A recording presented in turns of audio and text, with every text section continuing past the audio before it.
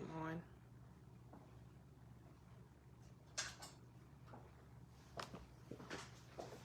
Praise the Lord, everybody. I hope that you all can hear me. If you can hear me, just wave. Let me know that you can hear me. I see somebody waving. Okay, thank you so much.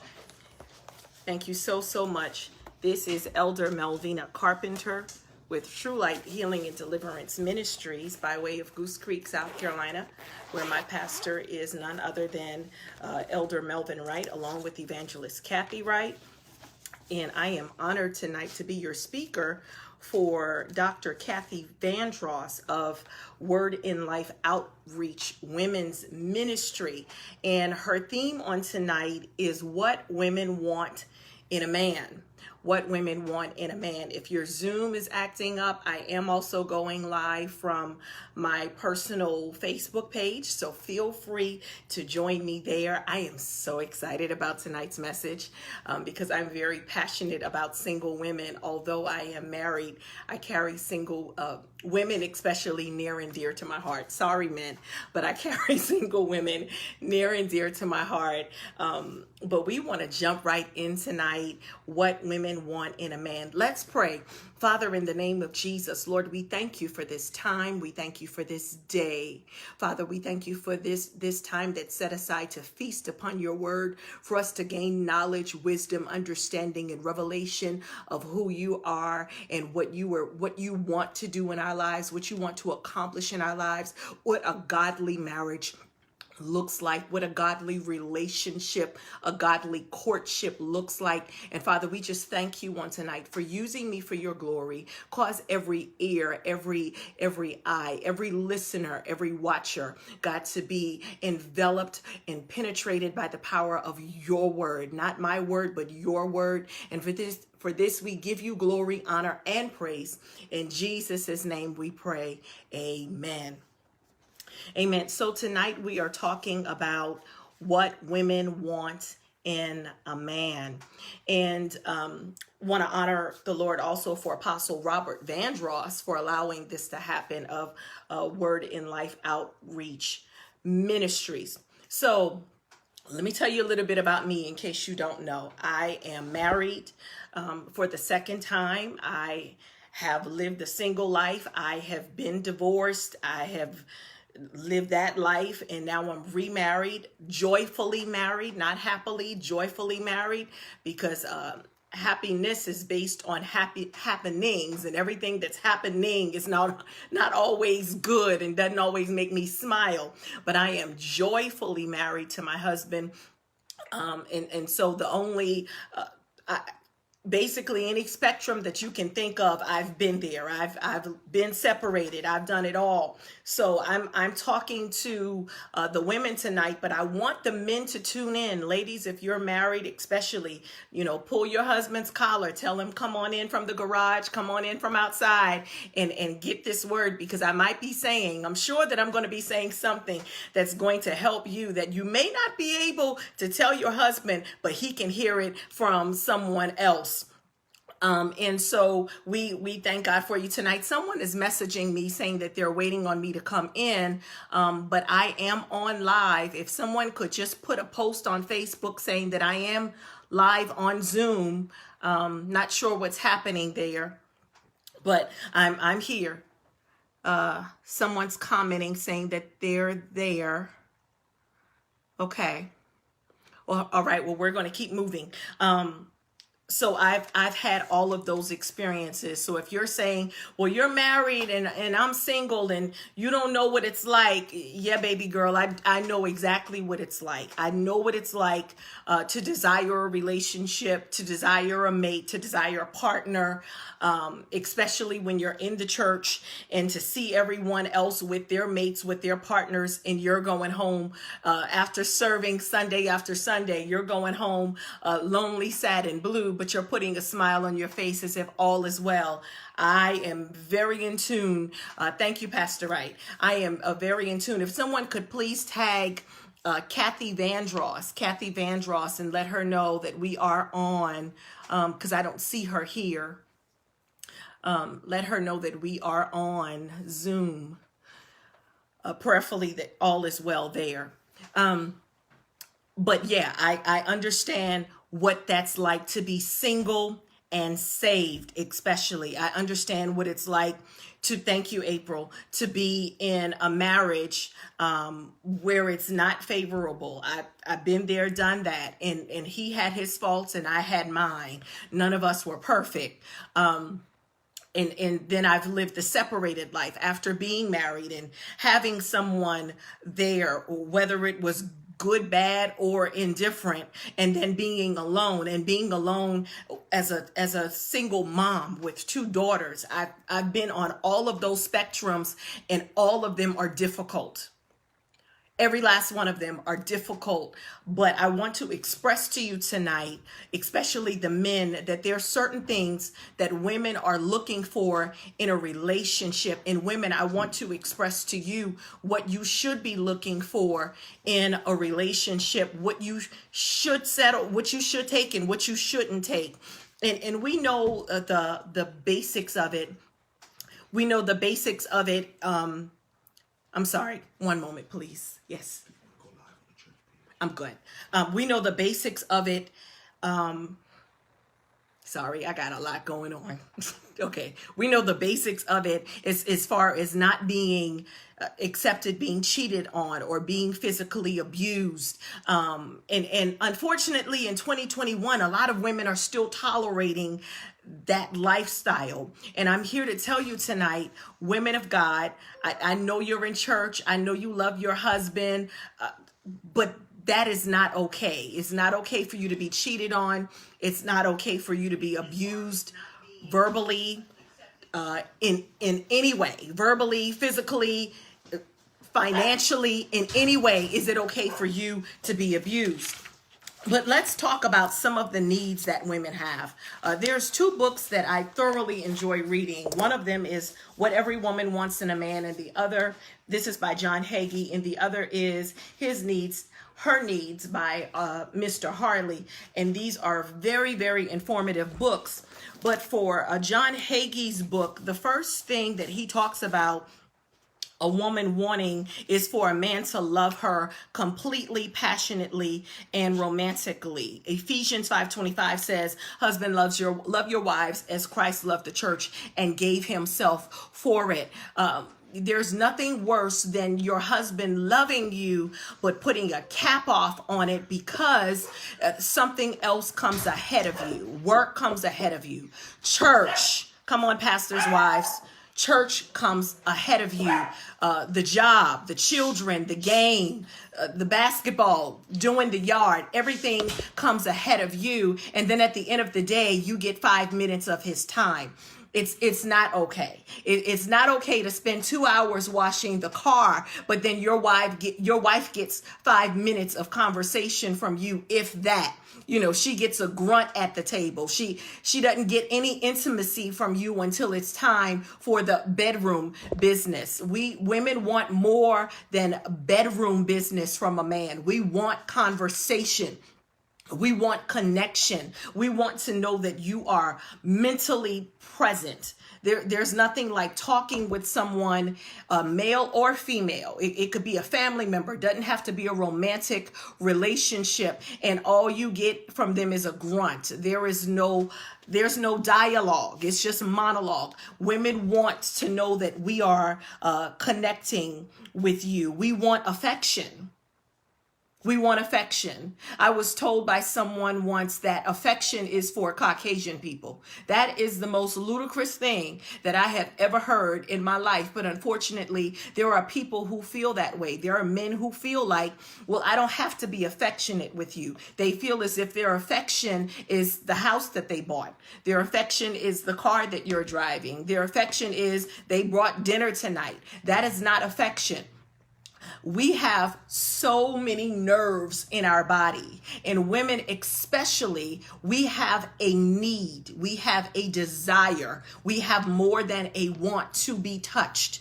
We have to be touched. That is a sign of affection for us. That's why as mothers, we're constantly hugging and kissing and rubbing on our children. And when we're conversing with people, a lot of times we'll touch, or we'll when we're laughing, we'll reach out for their shoulder, because we need touch. And we need touch beyond penetration. This is an adult conversation tonight, okay? We need touch beyond penetration. We need you to touch our mind first. Can we talk about that? Women need mental stimulation. Women need mental stimulation. Not just women, men too. People need mental stimulation. We need to know that we are intellectually compatible. We have to be intellectually compatible. I have to vibe with my husband in our conversation, and he has to vibe with me, whomever you're courting, because we don't date in the kingdom, people of God. We don't date in the kingdom. We don't date in the kingdom, people of God. My sister Shonda is on here. My sister and I can have a date. We can have a lunch date, but my sister and I cannot court. When you court someone, you are spending time with them in hopes of a marriage. So we don't date, because when you're dating, it's just for fun. We're just going out to go out. We're not going out to just go out. We are courting. Are you following me?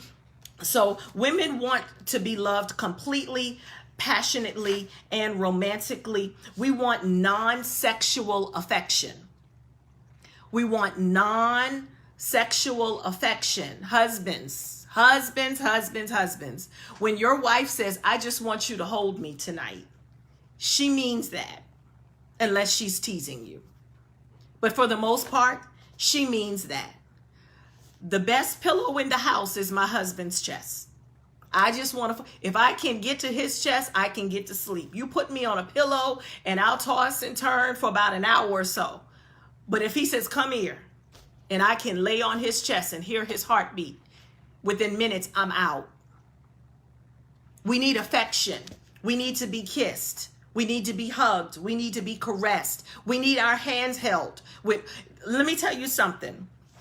There is nothing more appealing to a woman than when she's in the presence of other women and she doesn't have to make it known to those women that you belong to her. Nothing more appealing. Don't let me have to ask you for your hand. Take my hand. When we're riding in the car, hold my hand. When we're getting out of the car and you open my door for me, my husband takes my hand and lifts me out of the car to ensure that I don't fall. Young ladies in your 20s and soon to be graduating from high school, some of you even in your 30s, stop. Chivalry has not died. It is still important. You can be affectionate without sex, but there is a line when you are single, because too much affection can then lead to fornication.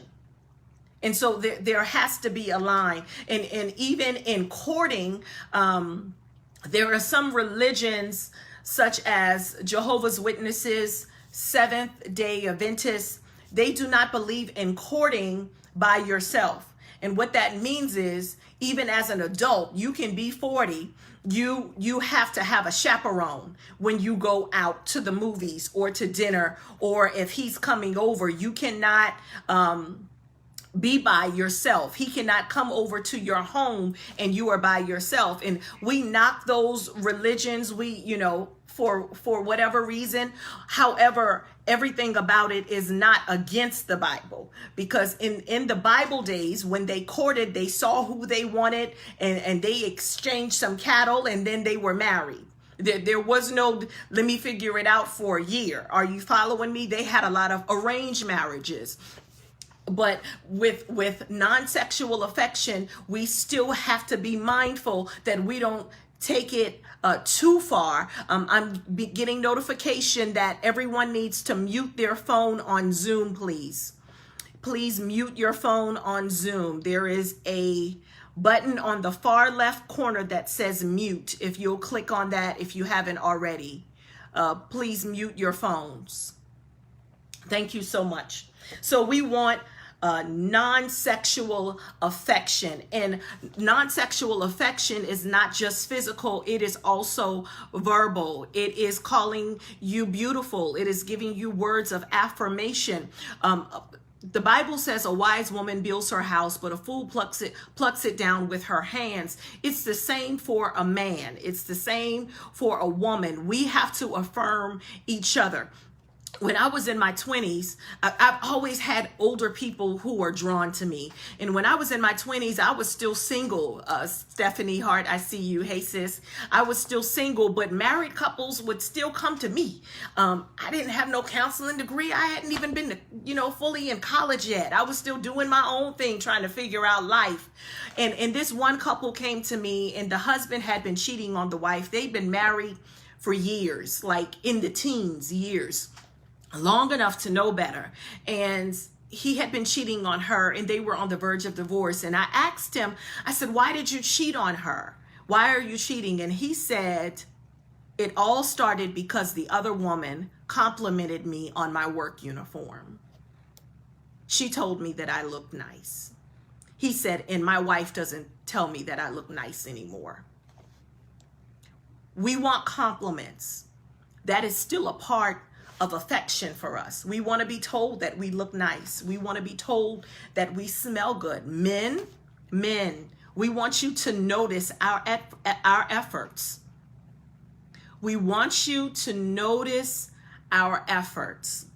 When a man prepares to take out a woman, he might get a haircut, might shower, brush his teeth, put on some clothes. But a woman, we have so much more that we have to do. We shave or wax or near. We get our hair done. We get our nails done. You might get a facial. You might not. You might do something at home. Some of us go and buy a new outfit. We got our smell good on. We will hurt our feet wearing heels to impress you. Okay? This is what we go through to prepare. We will wear Spanx, girdles, suck it in, can't breathe, sitting at the table doing all this stuff to make sure that we've got it together for you. So when we get to the table, or when you see us and it's just, hey, you ready to go? We really want to close the door and say, you can leave, you can go home. Because I did all of this. The least that you can do is say, man, baby, you look nice. Girl, I don't want to leave the house. Husbands, that's the response that we want. We want you to be blown away. And it doesn't matter if we've worn the same dress 10 times. We want you to be blown away every time we wear it. It's not insecurity. It's a human need. Because trust me, every time you come home from the barbershop, it doesn't matter how many people tell you your haircut is nice. You are looking to see what that wife says. You want her affirmation. You want her to talk to you and say, yeah, baby, they did that. And I'll mess with my husband when he gets his haircut. I'm like, all right, don't make me cut nobody out in them streets now, because you looking fine. Bring that back on in. Okay, I see you, Selena. So even with the bedroom, for those of us who are married, even in the bedroom, for most men, hopefully you shower before you come to bed and brush your teeth. That should be standard. We shouldn't have to have that discussion, but in some homes we still do. Praise Jesus. We're gonna pray for y'all. I see Evangelist Wright laughing, but yeah, hygiene is important. Okay, let's talk about that. Women want a man who has good hygiene. You need to floss your teeth, men. You need to brush your teeth, men. You need to brush your tongue, men. You need to go to the dentist twice a year for a cleaning, men. You need to do that. You need to manscape. You need to. We're talking about what women want. Y'all know I keep it very, very real. This is what we want. We don't want to come to bed and you smell like Dove up here, but you musty in other places. The soap has to reach everything. I'm just going to be quiet for a minute. The soap has to reach everywhere. Somebody said, help. I'm trying to help them. April, I'm trying. That's important because once again, women, hopefully women, before we come to bed, we have showered and we have cleaned up hairy areas and we have brushed and flossed. And our hair has not been in the same style for the past 2 months. And so it smells. Our scalp is smelling. And you want him to hug you from behind. And he's like, I can't tell her that our hair stink. But ladies, this is important. And most of the time when somebody loves you, they are afraid to say, you need to tighten up in that area. So here comes Melvina. I'm here to help you. But men, we shave, we put on lotion, we put on oils, we put on perfume, we do all this stuff. We squeeze into this lingerie that's uncomfortable to sleep in. We really just want a big old t-shirt, but we put on all these items for you. And you come to bed and your knees look like you've been standing in flour, just ashy, feet crusty, your toenails hadn't been clipped, you about to cut us. We want a man who's up to date on keeping his body together. Because the way you love yourself, the way you love on yourself, helps us with how you'll be able to love on us. Like Mr. Brown. That's right, Stephanie. Women want a man who can truly understand that women are divinely different. God created Adam and Eve divinely different, and that will never change. Brothers, I don't care how much she sits and watches the football game with you. Her emotions are not going to be like yours. Women, I don't care how much he watches the cooking channel with you. His emotions are not going to be like yours. Thus, this book, his needs, her needs. Guess what? At the end of the day, male or female, we all have the same needs, but we reach the pinnacle of them being met in different ways. Gary Chapman wrote the book, The 5 Love Languages. And if you haven't read that book, that is another awesome book in understanding male-female roles and what we need and how we express our needs to each other. Some people don't communicate well, and they don't know how to tell you, this is what I really want. And here's what love does. When your spouse says to you, this is what I really want, you have to love them enough to not be upset about it. When your spouse says to you, you know, I want you to take me out more. We don't go out enough. You can't yell at her and say, what are you talking about? We just went out last week. Nah, nah, nah, nah, nah. Well, maybe where you went was not really appealing to her and she needs more. I see we have more people coming in on Zoom. If you would please remember to mute your phone. Please remember to mute your phone. So we talk about conversation. I said that earlier. Women want conversation. Here are signs that you are not a good communicator, men and women. Signs that you are not a good communicator. If you don't know how to listen. Listening is the most important aspect of communicating. We want someone who can listen and not listen to respond, but listen to make changes. Listen to help. Listen with love. If you're listening to have an argument or to have your perspective or have a debate, you're not a good listener. That has to change. If you always have to give your opinion, ladies, we do this. And you're right, Deborah, we do want to be heard. But sometimes our opinion has to go, because the Bible says a soft answer, come on, we know the word, a soft answer turns away wrath. And sometimes your opinion can stir the fire. Sometimes your opinion can stir the wrath, and it's better to just be silent. If you don't let the other person speak, you don't know how to communicate. Lord, I know all about that. where you can't get a word in because they're just doing this, and it's been an hour and they're still doing this, and by the time it's time for bed, you don't even remember what you needed to say. So then your response is, don't worry about it, I'm good. And you're not good.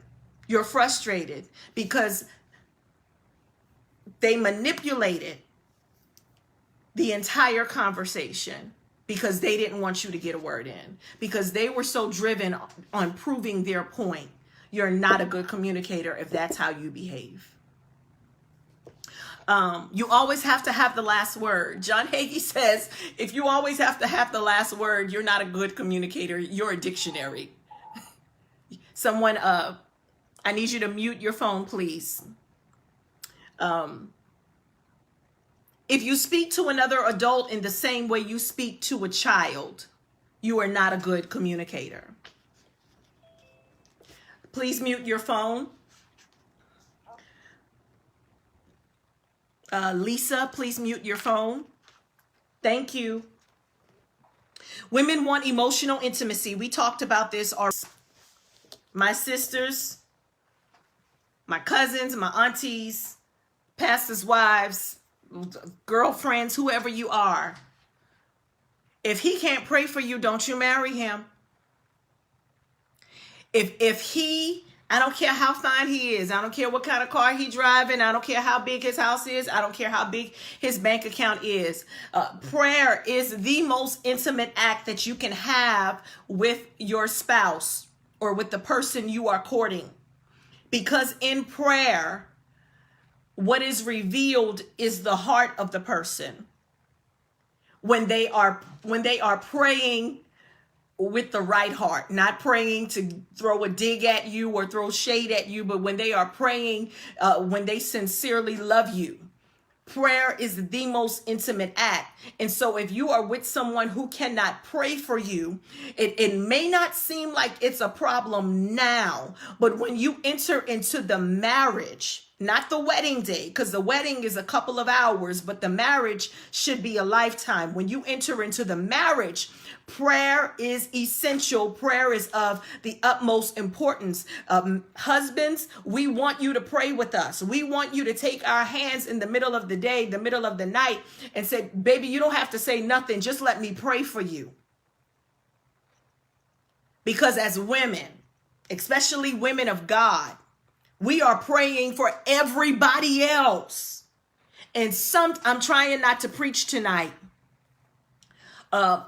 Sometimes it feels as if the prayers that you're praying for everybody else may not be reciprocated.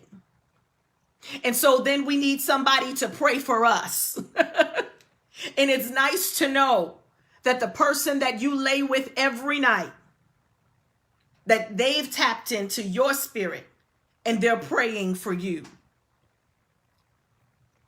Y'all, pardon me 1 second. The host of this service is messaging. I'm glad I followed the Holy Spirit and went live on Facebook as well as Zoom. Okay, so we want spiritual intimacy. Men, husbands, we want you to go to church with us. That is a part of spiritual intimacy. I could not imagine going to church every Sunday and my husband sitting at home watching the football game. That is not okay.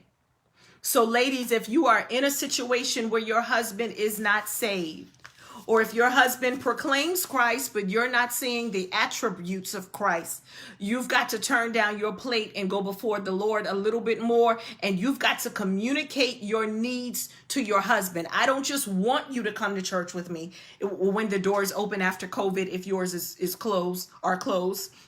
But I need you to come to church with me. I need you to pray for me. So that's what we need. Women want mutual submission.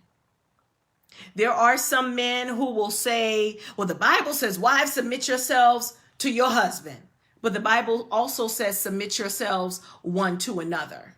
So we want to make sure that we are submitting to each other. Another point that I want to bring out to you tonight is that women want commitment. We want emotional intimacy.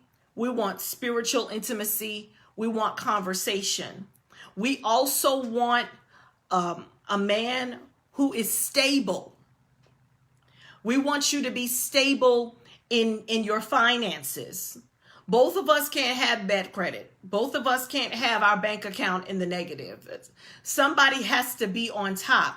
And for my single sisters, please let me help you.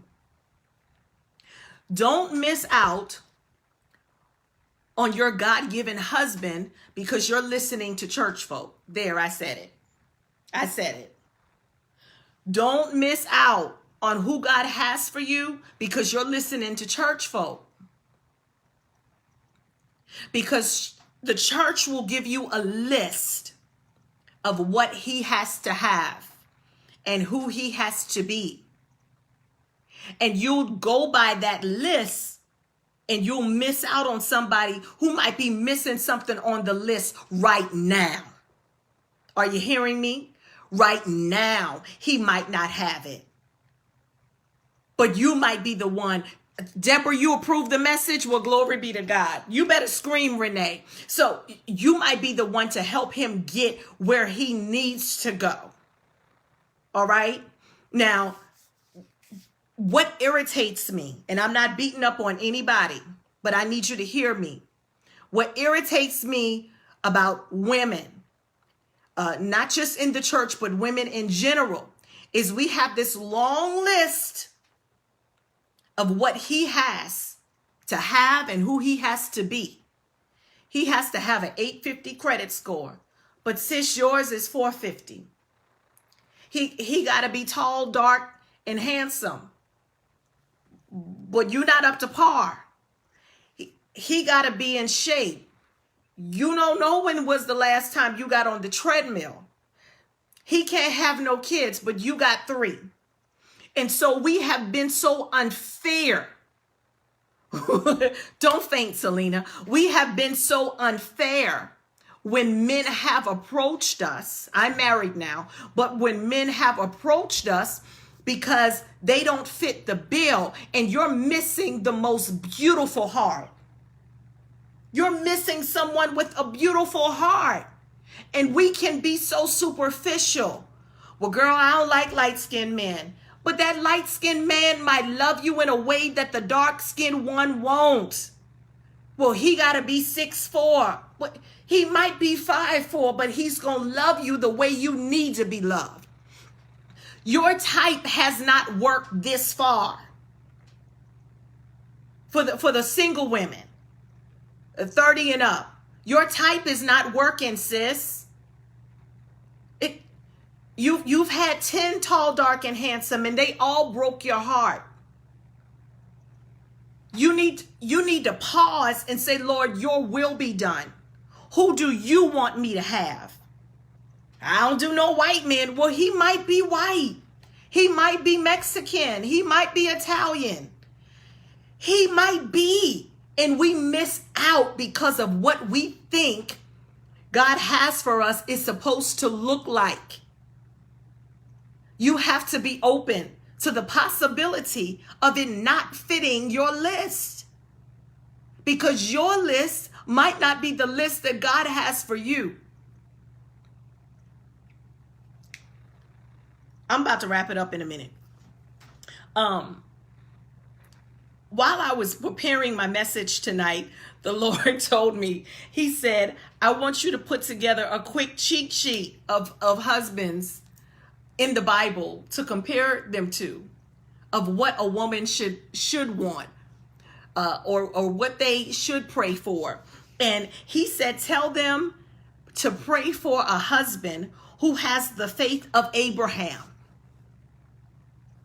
Pray for a husband who has the faith of Abraham to believe that Sarai would conceive. Pray for a husband who would honor you like Moses honored his wife. When his very own siblings, Miriam and Aaron, spoke against the Cushite woman, Cushite meaning she was African American, She was, well, not African American. She was African. She was black. And they spoke against her, saying, you're not supposed to marry a Cushite woman. But instead of him divorcing her or putting her away, he honored her. So pray for a man that will honor you against his family members. Because if you're courting him and he lets his family members talk about you, you might want to ease on down the road. Okay? You want him to have the commitment of Jose. Jose was committed to Gomer. Even when she was unfaithful to him, he was faithful to her. Pray for a husband that has the commitment of Jose. You want him to have the silence of Zechariah. Y'all, listen, pat myself on the shoulder. This girl was studying this word. Pastor, you see me? I was studying this word. Yes, sir. You want him to have the silence of Zechariah. That instead of speaking unwise, he would allow the Holy Spirit to shut his mouth. You don't want a husband who will curse your household. You don't want a husband who will curse your household because he is ignorant regarding Proverbs 18:21, where it says life and death lies in the power of the tongue, and they that love it shall dwell therein. If you come home and you say, baby, the doctor said ABC, you don't want him saying, oh Lord, what we gonna do? And no, you want him saying, the devil is a liar. I speak healing over your body. You shall live and not die to declare the glory and the works of the Lord. You want a man of God who's going to speak God's word over you, not foolishness. You want him to be as unsuperficial as Boaz. You want him to not be superficial. Boaz was not superficial. What do you mean? Boaz was rich, but he married a poor woman. You don't want a man to marry you because of what you have, and you don't want him to overlook you because of what you don't have. Because things can change, somebody say, in an instant. You want him to have the patience of Elkanah. I'm working this word, Selena. You want him to have the patience of Elkanah. Elkanah was patient with Hannah. Married to her for years, and here comes Penina, and Penina's giving him all these babies, and he loves Hannah, but Hannah's not giving him any babies. But he does not discard Hannah. He stays with Hannah. He loves Hannah through it all. You want a man who is going to be patient with you, as Elkanah was with Hannah. And you want a husband who was going to have the love of Joseph. I'm working at Apostle Hayward, Boston. You want a man that's going to have the love of Joseph. When Mary came to him and said, I am with child, he could have called off the engagement, but somebody say he stayed there. I'm going to try not to preach because I can preach that. He stayed there. When they said there's no room at the end, he could have said it's cold and I'm not dealing with you no more. This ain't even my baby. You're talking about he's the Messiah. I don't want to hear nothing about no Messiah. You go your way and I go mine. But he stayed there. You want a man who's going to love you, even when what's your responsibility may not be his responsibility, but he stayed there. He stayed there. Now, here's some examples of some husbands that you don't want. If you already married, we're going to pray for you. But if you're single, if you're separated, if you're divorced, these are some red flags. You don't want a Noah. Noah was good when he built the ark, but afterwards, he had some issues. Noah was a drunk. Pay attention to their habits. Pay attention to their addictions. Pay attention to their moods.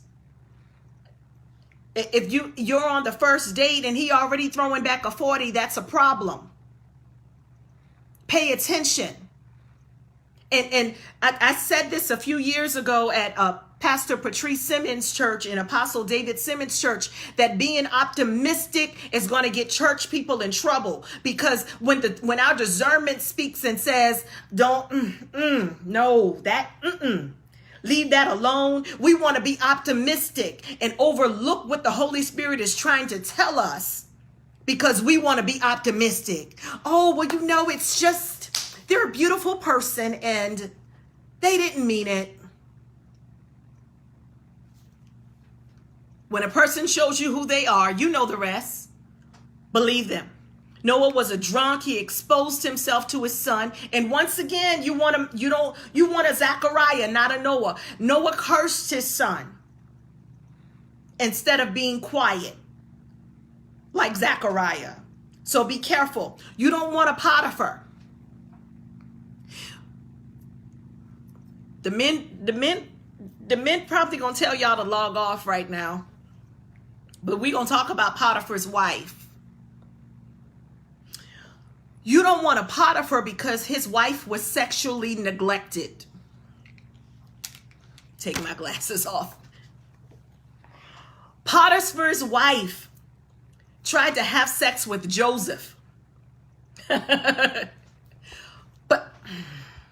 men, if you handling your business, she don't have, Deborah said, if you handling your business, she don't have the time or energy to go to Joseph.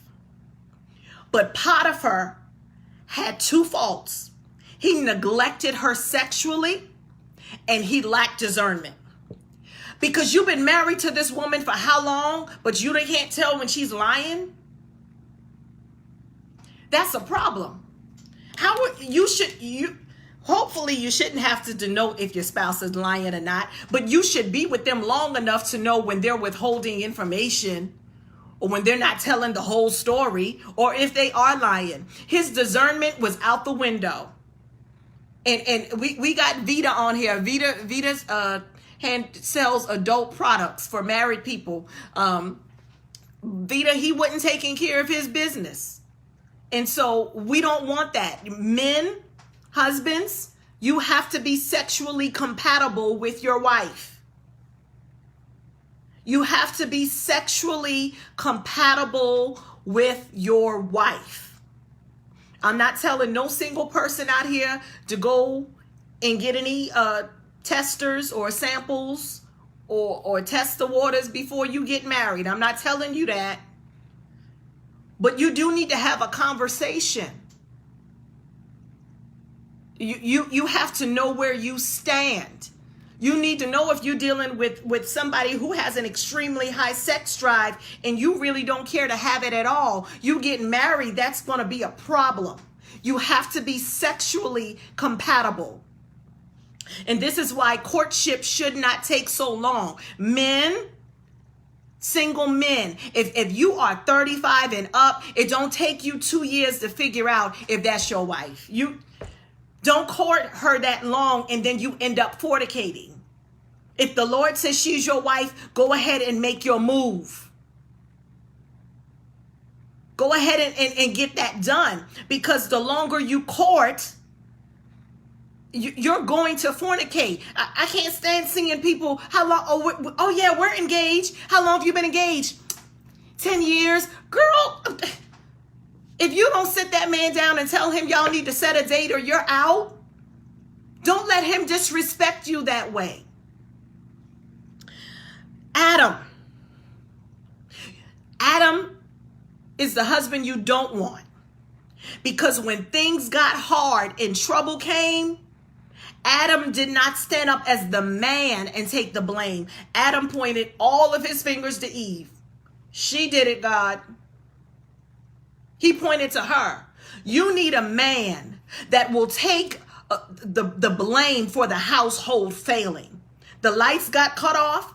The wife might have failed to do it, but you're not going to tell the people in the street that it was her fault. You deal with her individually, but you take that blame. You take that hit. My pastor always says if something goes wrong in the household, it's the man's fault. Why? Because the man is the head. The man wants to be the head all the time until trouble comes. Then he wants to, well, no, no. Be the head all the time. Somebody said I need to preach this at a men's conference. Book me, honey, book me. I got you. Nabal is another type of husband that you don't want. Nabal was stubborn and Nabal was foolish. King David needed food. Nabal had access to the food. He denied them the food. King David was about to come and take out his entire household, but Nabal had a wise wife. See, this is where Proverbs 31 comes in. He that finds a wife finds a good thing and obtains favor, because Nabal and everybody in his house was about to be done. King David was coming, him and his army. But Abigail stepped in and gave them what they needed. And it was pride. You don't want a stubborn, foolish, prideful man. He knows what to do, but just won't do it because he's a little boy on the inside. The Bible says that when Nabal didn't get his way, he literally sulked. I can't stand to see a pouting man. Ooh, it boils me up. You're too big for that. King Ahab is a man, a husband that you don't want. Minister Willie looked like he taking notes. Don't you preach this on Wednesday night, sir? King Ahab was spineless. He allowed his wife to lead him astray. He was moody. He allowed Jezebel to make all of the decisions. My husband and I, we come together on decisions. He doesn't have the final say. I don't have the final say. God has the final say. Because once again, the Bible said, submit yourselves one to another. Now, on certain matters regarding finances, the children, it's okay, babe, what do you say? But he's not offended if I say, I think this is what we need to do.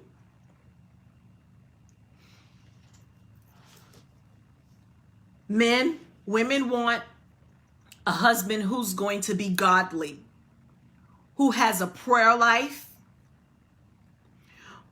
who listens, who communicates well, who takes care of his 11 times to go to the doctor for your annual checkup, or you're having a pain or something's going on. We don't want to have to continue to tell you to get that checked, because we get checked. And ours is a bit worse than yours, but we get it done. We want a man who hears from the Lord. Spiritual discernment, knows the voice of the Lord, because you can't lead me if God is not leading you. All right. So not out of teaching, just out of time, I'm going to go ahead and wrap it up here. My voice is raspy. On Zoom, I see a lot of you are there. Thank you so much for watching. I'm sorry, on Facebook. Please hit the share button. Please hit the share button. Tag a girlfriend. Tag somebody. Tell them to watch it on Zoom. Thank you all so much for tuning in. I appreciate you for watching. And until next time, God bless you and have a fantastic weekend and a safe Labor Day. Wear your mask. Sanitize your hands. God bless you.